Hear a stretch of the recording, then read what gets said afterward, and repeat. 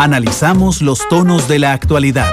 Exploramos sus contrastes, matices. Me dice Edgar Mata en Twitter: Randall, yo trabajo para el sector privado y gano 13 salarios porque le pagan bisemanal. Bueno, Edgar, efectivamente la diferencia entre usted, Edgar, y los funcionarios de Recope es que la plata con que le pagan a ustedes plata privada y la que le pagamos a Recope a la caja, somos todos juntos, todos los costarricenses. Halcón Nocturno dice: es cierto, Randall, no todos los costarricenses están molestos por el aumento de los combustibles, los de Recope también son costarricenses. Sí, efectivamente, y muchas gracias a veces, además por el humor que tienen en las tardes. Yo sé que yo a veces soy muy irónico, a mí me encanta la ironía y el sarcasmo, pero sé que a ustedes también, algunos tuiteros que nos acompañan esta tarde. Don Mario Montero de Casia, bienvenido a Matices. ¿Cómo le va, don Mario? Muchas gracias, don Randall. Buenas tardes a usted y a todos sus oyentes, y muchas gracias por invitarnos a que es uno de los programas más escuchados en el país. Gracias, don Mario. Cuéntenos, ¿qué les preocupa? Es la amplitud de la pregunta. Bueno, en realidad, don Randall, a nosotros nos preocupa exactamente lo mismo que usted. Ha sido muy insistente esta tarde y en muchos de sus programas anteriores. Hoy en día nosotros somos un sector productivo, quizá la industria alimentaria es la industria más grande del país, ¿verdad? Que genera muchísimos empleos, una gran cantidad de empresas, la gran mayoría micro y pequeños empresarios, ¿verdad? También pues compañías grandes, que hoy en día quiere levantar la voz en torno a la agenda perdida de competitividad país. Y es que ese tema que usted acaba de mencionar, relacionado con el tema de Recope, por ejemplo, es el primer tema, ¿verdad?, en la agenda de la gran mayoría de industriales, especialmente en un sector como el nuestro. Cuando vemos lo que está sucediendo en Recope, ¿verdad?, que al final son tarifas pagadas por todos nosotros, es decir, el fenómeno que sucede de indignación en los consumidores como usted y yo, ¿verdad?, que sentimos que nos sacan la plata de la bolsa y se va a sufragar intereses que no son los intereses de la mayoría, es lo mismo para un empresario, que es dinero que sale de sus cuentas, de sus estados financieros, y le afecta la competitividad con la cual se desarrolla en los mercados nacionales. Entonces, temas como el monopolio de los hidrocarburos en Costa Rica, cómo eso afecta el tema tarifario, ¿verdad? Cómo también afecta, no sé si usted recuerda, a principios de este año, la gran lucha que tuvimos que dar por una solicitud de un incremento desmedido del 72% en el gas licuado de petróleo, que al final, pues gracias a una gran presión, incluso apoyada por gran parte de la ciudadanía, la ARECEP desistió de un incremento de esta naturaleza, y estamos en medio de una gran inseguridad jurídica con respecto a si estamos dependiendo de voluntades políticas más que de marcos sostenibles de estrategia país de largo plazo en materia energética, ¿verdad? Y eso aplica también a tarifas en energía, ¿verdad?, en tarifas de hidrocarburos, en tarifas de gas licuado de petróleo, y también de que no vemos una agenda país moviéndose de forma agresiva hacia todas aquellas otras energías alternativas que también son muy positivas porque generan impactos muy interesantes en materia ambiental, ¿verdad? Es decir, esa agenda país de revisión de la matriz energética país en función del bienestar de nosotros los ciudadanos común y silvestres, porque esto no es un asunto estrictamente empresarial de la competitividad de los empresarios y de los mercados, sino que es en función del bienestar de las mayorías, es una agenda que creemos pues que está engavetada en algún lado, y lo que una industria como la nuestra está solicitando es que la volvamos a poner sobre la mesa.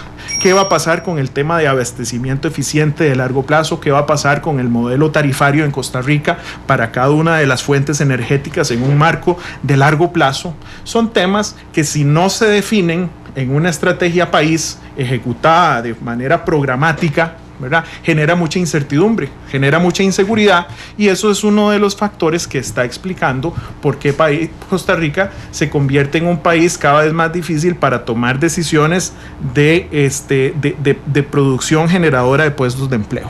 Entonces, un tema como el modelo energético país es uno de los temas que queremos volver a poner sobre la mesa de la discusión nacional para la toma de decisiones. Y lo que estamos viviendo hoy en día con el tema de Recope, ¿verdad?, es la historia de Costa Rica de los últimos 40 años, con la gran diferencia que hoy en día los sistemas mediante los cuales nos comunicamos, los periodistas como ustedes, ¿verdad? Las redes sociales, ¿verdad?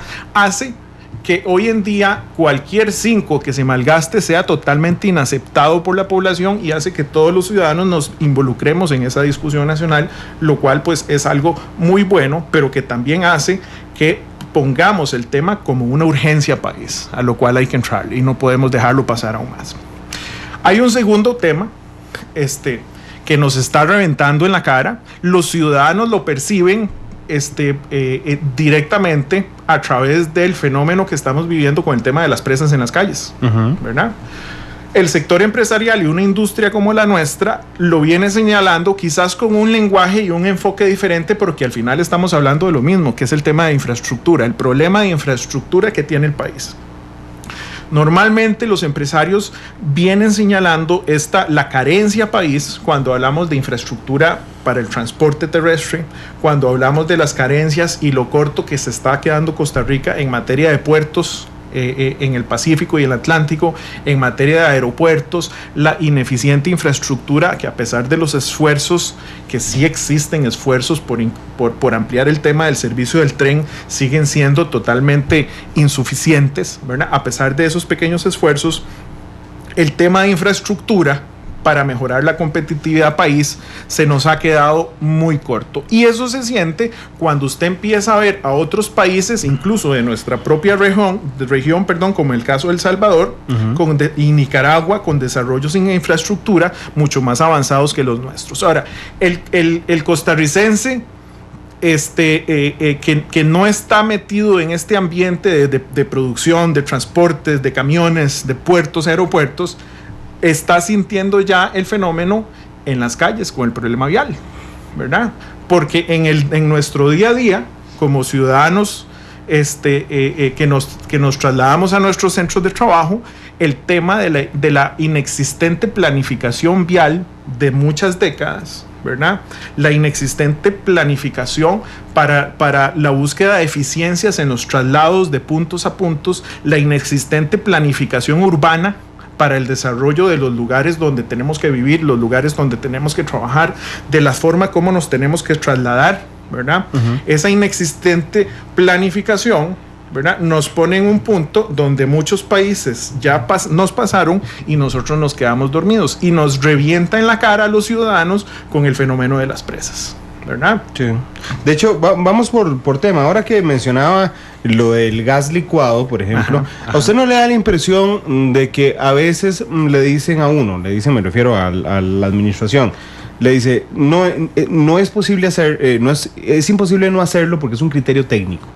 Pero resulta que cuando hay una presión suficiente, se convierte en una decisión política. Así es. Y entonces a uno le da la impresión atrás de que no quisieron hacerlo desde un principio y de que sí se podía hacer.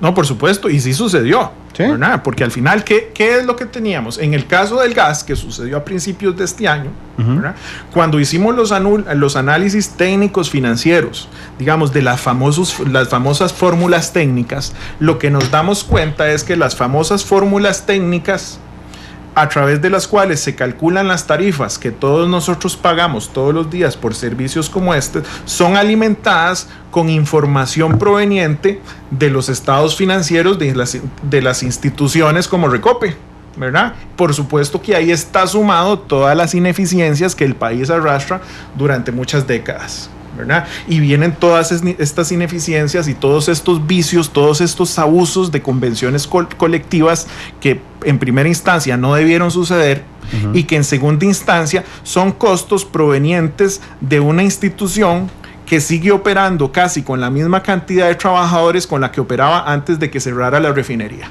Bien. ¿Verdad? Es decir, con la misma, de hecho, son casos extremos y tan ridículos que la verdad es que cuesta mucho creer que eso pasa en Costa Rica, pero en realidad eso es lo que pasa. Pero lo más desafortunado de todo es que, ¿verdad?, es decir, las instituciones, sus funcionarios, los sindicatos, es decir, todos estos son grupos que defienden sus intereses, pero al final el verdadero hecho preocupante es cuando el gobernante de turno, sabiendo lo que pasa y teniendo la película muy clara, toma la decisión de no hacer nada. Ahí es donde realmente se da el acto que nos tienen el punto donde estamos actualmente, que son los errores que cometieron las administraciones pasadas y que está cometiendo esta administración, de tomar la decisión de decir, esto es un problema heredado, no es mi culpa, no quiero meter las manos ahí porque me puedo quemar, no quiero asumir ese costo político, ¿verdad? Y por lo tanto no voy a hacer nada. Eso nos parece que ya la sociedad está llegando a un punto donde estamos diciendo, bueno, es que ya ese tipo de reacciones no son de recibo, ¿verdad? Sí, sí. De hecho, hablando de la matriz energética particularmente, yo me imagino, pues lo estoy haciendo en este instante, que si a todos nos molesta enormemente, por ejemplo, que tengamos que financiar la convención colectiva de Recope, ¿verdad? A mí, de mi bolsa, de mi salario, una parte sale para sostener la convención colectiva. Yo me imagino que cuando un industrial calcula, ¿verdad?, los costos de operación de su industria, dice, cuando tiene que comparar además entre países, dice, es que resulta que el combustible es más caro en Costa Rica porque el combustible es el que mueve los camioncitos que llevan que proveen, digamos, a la industria. Entonces dicen, bueno, pero es que es más cara el litro de gasolina. ¿Por qué es más caro el litro de gasolina? Porque casi la mitad se va a un impuesto.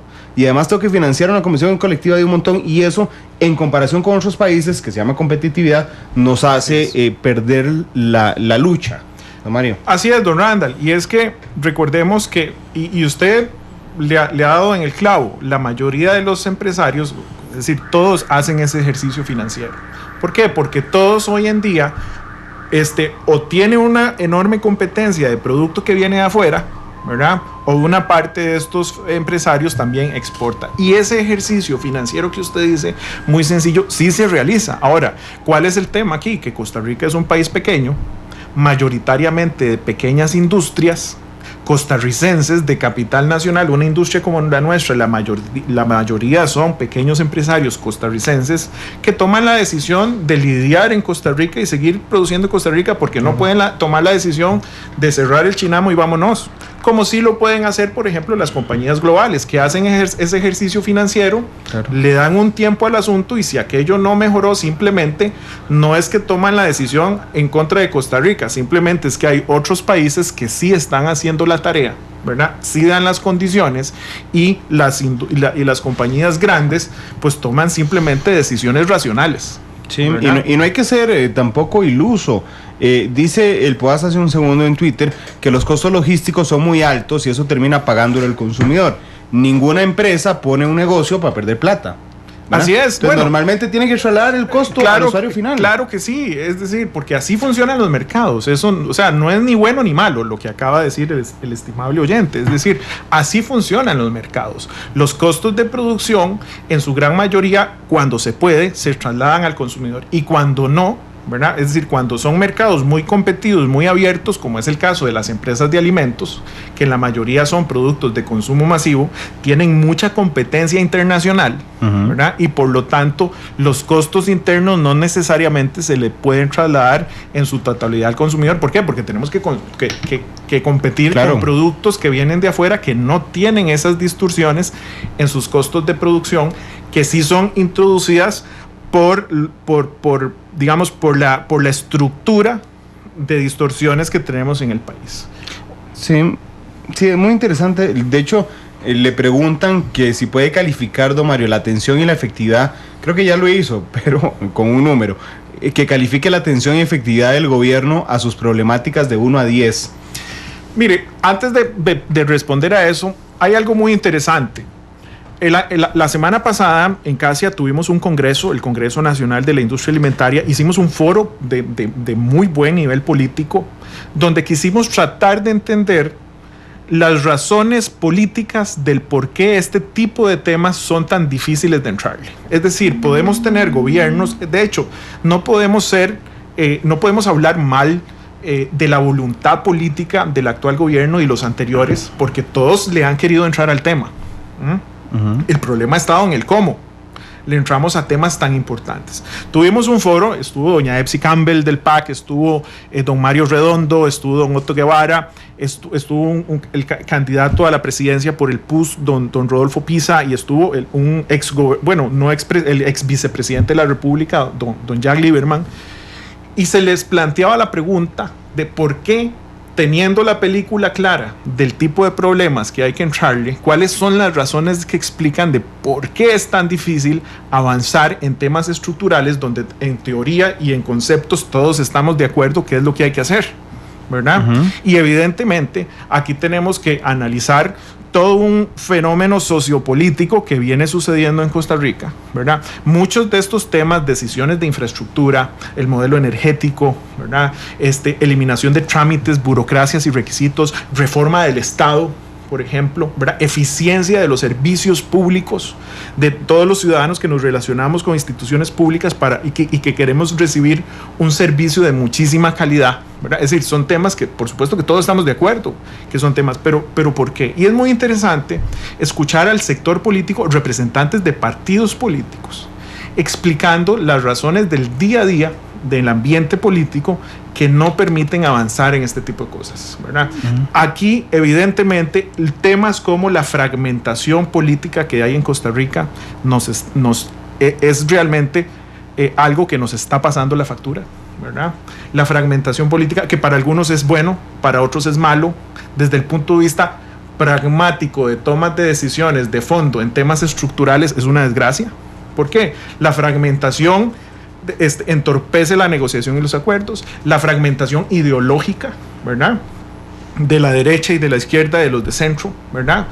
Partidos políticos que también fragmentados, ¿verdad? Entre ellos mismos, ¿verdad?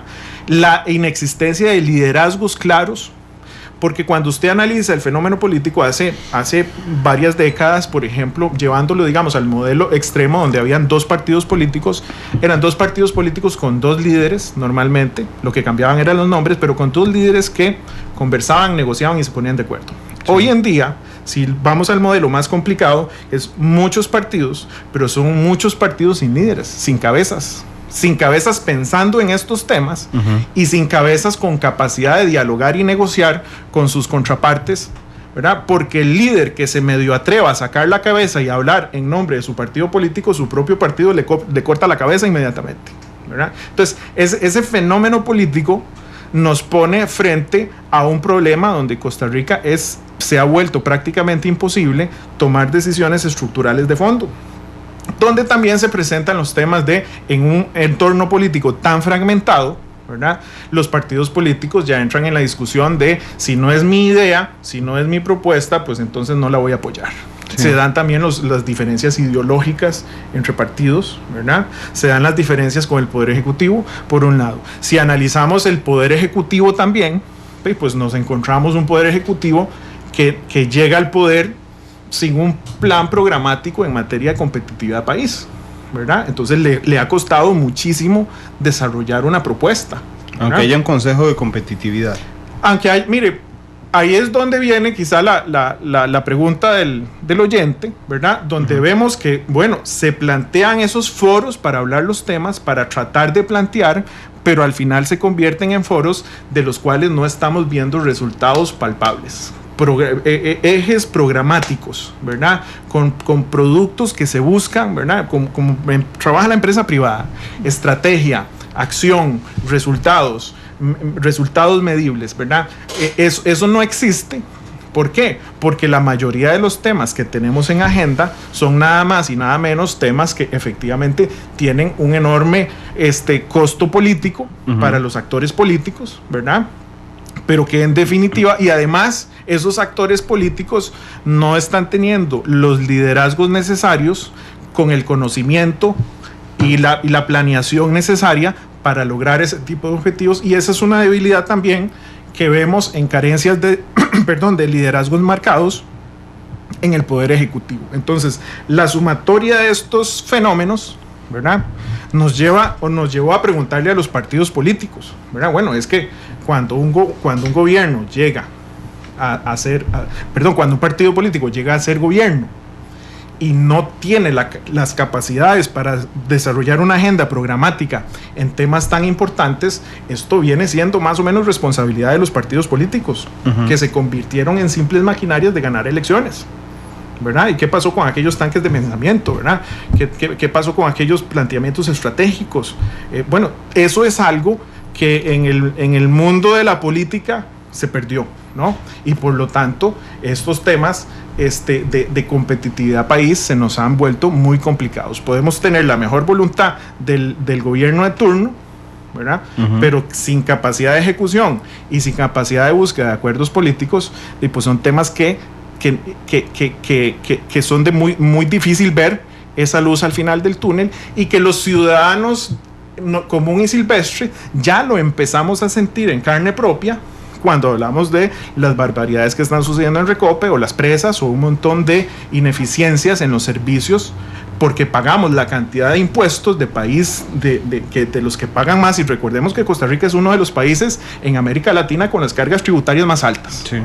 De hecho, le dice Sergio Mena, el precandidato presidencial, dice: buen programa, si hay liderazgos, pregúntenle al PNG, dice don Sergio Mena. ¿Sabe qué es interesante, don Mario? Y de alguna forma también un poco genera un desconsuelo, que Matices llevará tal vez, no sé, 650 entrevistas en su existencia, y en la gran mayoría de ellas termino pensando que aunque todos traten de un tema diferente, ¿verdad?, en lo micro, finalmente todas se resumen en algo en lo macro, y es una reforma al Estado, un colapso, digamos, de nuestro actual sistema institucional, que pasa por una toma de decisiones casi imposibles, con la única salida de 7 señores sentados en un tribunal, en la sala constitucional, que han tenido al que le hemos desplazado la toma de decisiones, porque a nivel político prácticamente es imposible. Y entonces, recuerdo ahora que usted toca el tema de los liderazgos, un especialista alemán que tuvimos aquí hace unos meses, que él decía que le parecía increíble cómo aquí en Costa Rica los partidos políticos que lanzan un candidato a la presidencia, cuando ese candidato a la presidencia pierde, ¿verdad?, digamos, debería, de los que pasan un umbral, por ejemplo el 10%, automáticamente tener una curul ellos en la Asamblea Legislativa, y que eso garantiza el liderazgo de ese candidato en el espacio público, y no lo que pasa hoy, que entonces los candidatos que perdieron quedan en el espacio privado. Y entonces usted desplaza la enorme discusión país que tiene que ver con toma de decisiones a los espacios privados, y no, digamos, a donde debería discutirse este montón de cosas, que es en la Asamblea Legislativa, y que lo haga el Poder Ejecutivo. Todo esto pasa por un tema de reforma del Estado también. Claro, ¿verdad? Entonces nosotros, digamos, uno de los retos que estamos planteando es al sector político como un todo, pero es esencialmente a los partidos políticos, sí, que son los que deberían estar dándole pensamiento profundo a este tipo de a este tipo de problemas tan de fondo, ¿verdad? Es decir, el tema es no tanto en cuáles son los temas, porque yo creo que hay un consenso nacional en cuáles son los temas, pero una de las preguntas que nos planteaba uno de los diputados es que aquí el tema es en el cómo.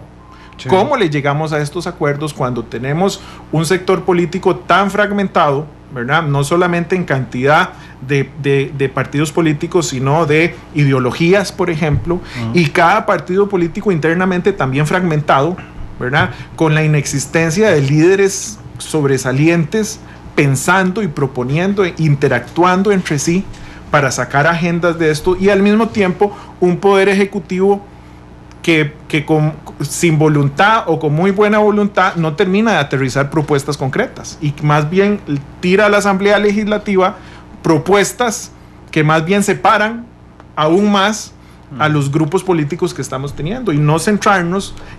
Nosotros lamentamos mucho que la agenda se haya vuelto tan monotemática, de más impuestos, más impuestos, más impuestos, cuando en realidad hay temas mucho más importantes de atender, ¿verdad?, como son estos que estamos tocando, que ya están no solamente afectando la posibilidad de los creadores de puestos de trabajo, sino de la cotidianidad de los individuos, ¿verdad?, que ya nos está desbordando, ¿verdad? Y de ahí, pues, sin querer ser negativo, pero aquí quizá de todo lo negativo, lo positivo es que a pesar de que no estamos viendo que el país esté avanzando en dirección alguna, ¿verdad?, creemos que aún sí se pueden hacer las cosas, sentando a los que tienen que ver en esto, sentándolas a dialogar, y como ciudadanos y como grupos empresariales exigirles agendas programáticas y exigirles acuerdos. Don Mario, vamos a la pausa y ahorita que regresemos hablemos de cómo arreglar esta situación.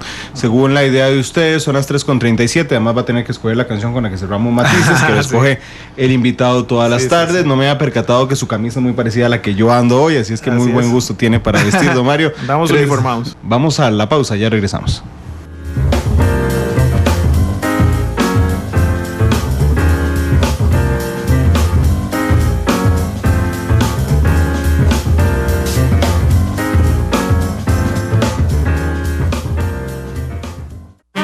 Porque la realidad tiene muchos tonos, matices.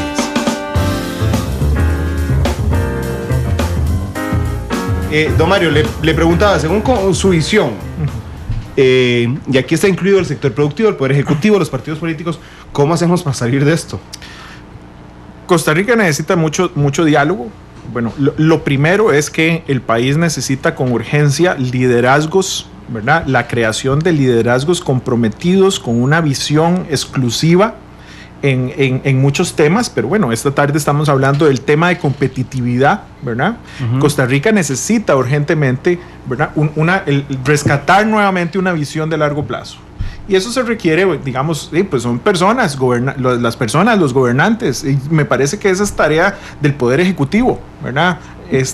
Reestructurar nuevamente esa agenda de largo plazo hacia donde debe ir el país de una forma abierta y tajante, ¿verdad? Y si este gobierno en los 2 años que le quedan no lo hace, nuestra invitación es a los partidos políticos que aspiran a la presidencia al 2018, que este sea un tema de discusión nacional en las elecciones nacionales, ¿verdad? Donde se da, bueno, cuál es el modelo energético país, hacia dónde tenemos que ir en temas estratégicos, ¿verdad? De impacto directo en la productividad empresarial, pero también en el bienestar y la cotidianidad de los ciudadanos, en temas estructurales claves, como es energía, infraestructura, servicios del Estado, ¿verdad? Eficiencia, burocracia, reforma del Estado, por ejemplo. Ahí se requieren, ¿verdad?, visiones comprometidas y claras. Y en esto lo bueno es que hay conocimiento de sobra. El asunto es que se requieren esos liderazgos que no estamos viendo. Pero hay un montón de precandidatos ya. Ahí está don José María Figueres, está don Rafael Ortiz, está don Rodolfo Pizar, Rodolfo Hernández, don Sergio Mena, me está quedando uno por fuera, don Miguel Carabaguías, de los que han venido aquí con nosotros, Natalia Díaz. Es decir, ya hay un montón de precandidatos. ¿Han conversado con alguno de ellos con miras a que este sea un tema fundamental en la agenda electoral del próximo año? Sí. Bueno, claro, de hecho el foro que tuvimos la semana pasada en este Congreso Nacional fue muy interesante porque casi que por primera vez en muchísimos años vimos representantes de diversos sectores políticos analizando la temática y no la receta de temas, porque la receta de temas, como decíamos, está clara, sino analizando las barreras estructurales políticas que está teniendo el país que no están permitiendo los acuerdos, ¿verdad? Ese cómo definitivamente tiene que salir a través del diálogo de las agrupaciones políticas, la generación de agendas de consenso, pero pues con visiones políticas mucho más comprometidas en torno al tema de competitividad, ¿verdad? Es decir, con agrupaciones políticas y un poder ejecutivo y una asamblea legislativa, ¿verdad?, alineada en torno a estos temas, porque el asunto es que ni siquiera estamos percibiendo mensajes orientados a crear una agenda ni siquiera de mediano ni largo plazo, ¿verdad? Y ahí es donde es el primer punto que hay que atacar. Después es en el cómo, ¿verdad? Se logra eso, y ahí nosotros pues no tenemos la receta mágica, ¿verdad? Pero sin embargo sí creemos que puede ser a través de un diálogo de los diversos sectores políticos donde se pueden crear esas agendas. Nosotros creemos que sí hay espacio para esto, ¿verdad? Y por eso estamos organizaciones como las nuestras, otro tipo de organizaciones industriales, de otros sectores productivos, la UCAEP también, ¿verdad?, tratando de impulsar una reorientación, ¿verdad?, que desempolvemos nuevamente estos temas. porque de la competitividad país, de la capacidad que tengan nuestros empresarios micros, pequeños, grandes, ¿verdad? De su clima de negocios, de la facilidad para actuar todos los días en el mercado, de su facilidad para inscribir productos, para poderse comercializar, de su facilidad para obtener los permisos en las municipalidades, en los diversos ministerios, de la facilidad que tengan para pagar los impuestos todos los días, ¿verdad? De la seguridad jurídica para operar, en realidad dependen las decisiones que crean puestos de trabajo. Y este es el tema central y medular, ¿verdad? Que puede darle a Costa Rica un despegue en sus capacidades de generar puestos de trabajo y volver a posicionar al país en los primeros lugares de desarrollo de competitividad, atracción de inversiones de largo plazo, ¿verdad? E invitar a los empresarios nacionales, a los nuevos emprendedores, a los microempresarios, a poner su capital, a poner sus ahorros en actividad empresarial, ¿verdad? Es que ahí ese tipo de mensajes, ¿verdad? Ese tipo de sensación país se nos está quedando prensada, porque en realidad ese segmento de empresarios no está recibiendo una invitación, ¿verdad? A arriesgarse, ¿verdad? Que ese riesgo empresarial al final es el combustible que hace que una economía se mueva. Sin duda alguna. De hecho, olvidé a dos precandidatos también aquí. Uno tiene que tener mucho cuidado que no se le olvide a nadie: a don Enrique Rojas Franco, de Liberación Nacional, y a don Humberto Vargas, del Partido de Unidad Social Cristiana. Dice un tuitero que tengan mucho cuidado de la parálisis por análisis, se ocupa una mejor articulación y ser muy ejecutivos, sin duda alguna. Así es. Miguel Benavides nos refuerza lo que ha dicho Mario Montero esta tarde. Dice: hay una crisis de liderazgo político claro en el país y eso ha afectado nuestra competitividad. Muy pocos de esos políticos son empresarios y otros no saben mucho de logística, entre otras cosas. Dice Mula de Carga, que es muy positiva por naturaleza, dice: muchos sabemos en qué estamos peor que en otros países, pero don Mario le pregunta: ¿y en qué estamos mejor que otros países? Bueno, efectivamente, no todo el panorama es malo. Costa Rica es un país que sobresale en ciertas áreas, ¿verdad? Temas como la educación, temas como, digamos, nuestro recurso humano, que de hecho son áreas, son variables donde el país sobresale, pero que no nos podemos descuidar, ¿verdad? Porque los otros países también están tratando de hacerlo mejor. Sí, porque en años anteriores sobresalíamos en muchas otras cosas y nos quedamos dormidos.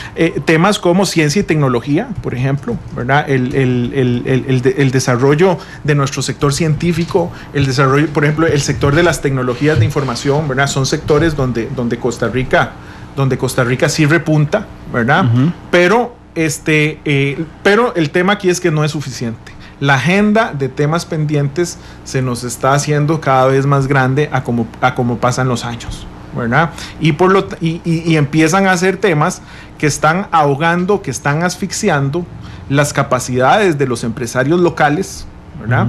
Para seguir produciendo, ¿verdad? Y de ahí que empezamos a ver casos muy sonados de empresas nacionales o empresas internacionales que toman decisiones lamentables, ¿verdad? Sí. Y el tema es, bueno, ¿cómo hacemos para parar cualquier tendencia en esa línea que se esté presentando? Bueno, son señales, país, que el país tiene un rumbo, que va en una línea específica, en la creación de condiciones.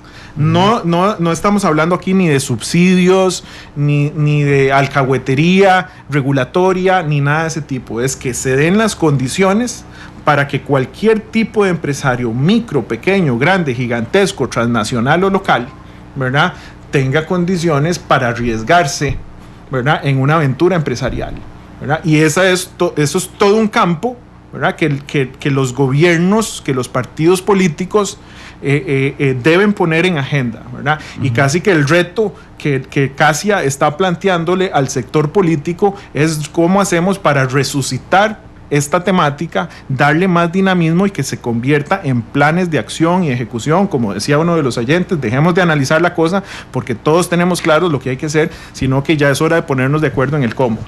Sí, bueno, y yo estoy seguro que muchos de los políticos y precandidatos escuchan matices y habrán aceptado hoy por lo menos el reto.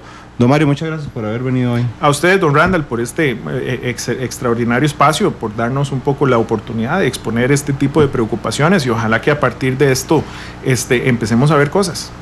Ojalá que así sea. Déjeme nada más antes de la canción anunciarles una información de última hora.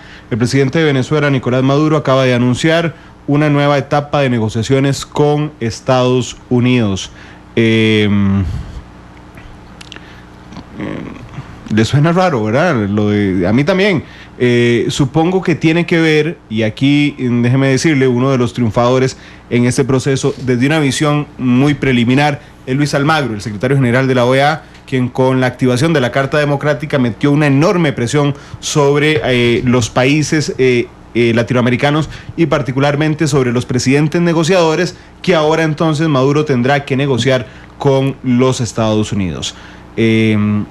¿Cuál canción, don Mario? ¿Con cuál canción nos despedimos? A mí, bueno, muchas gracias. Me gusta mucho Maná. Y con la canción de El Muelle de San Blas, que se la dedico a mi esposa y a mis hijos que nos están escuchando. Sí, bueno, un saludo para ellos.